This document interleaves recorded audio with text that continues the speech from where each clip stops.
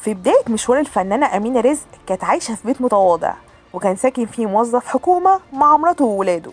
وفي مرة من المرات ولما قرب العيد حصلت مشكلة كبيرة بين الطرفين على كحك العيد. وبما إن الراجل كان شايف إنه مش لازم يعمل كحك، وبما إن الست كانت متمسكة بالكحك، بقت الخناقات تحصل يوميا بينهم، لدرجة إن الست أمينة رزق كانت أحيانا بتنزل تسلك بينهم. وفي يوم من الأيام فوجئ الشارع كله بالراجل بيصرخ بأعلى صوته وهو بيقول: الحقوني، حرامي حرامي. وهوب، طلعت الناس كلها تجري على الشقة، فلقوا الراجل لوحده وبيقول لهم إن الساعة والخاتم الذهب اللي ورثهم عن أبوه اتسرقوا. وفضل الكل يدور ويشوف الحرامي دخل الشقة ازاي وامتى، لحد ما لقوا مراته داخلة وهي مبتسمة وشايلة الدقيق والسمنة واللازم منه.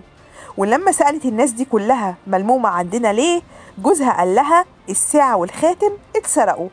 فضحكت وقالت له: ولا اتسرقوا ولا حاجة، أنا بس رهنتهم عشان أجيب حاجة الكحك. وهنا الراجل محسش بنفسه غير وهو رامي يمين الطلاق عليها، ومع ذلك أصرت وهي خارجة من البيت إنها تاخد معاها السمن والدقيق واللازم منه. مش اتطلقت، أعمل الكحك بقى، مش هيبقى موت وخراب ديار. وبس كده. لو عجبكم الفيديو ما تنسوش تشتركوا في القناة وتفعلوا زر الجرس عشان يوصلكم كل جديد.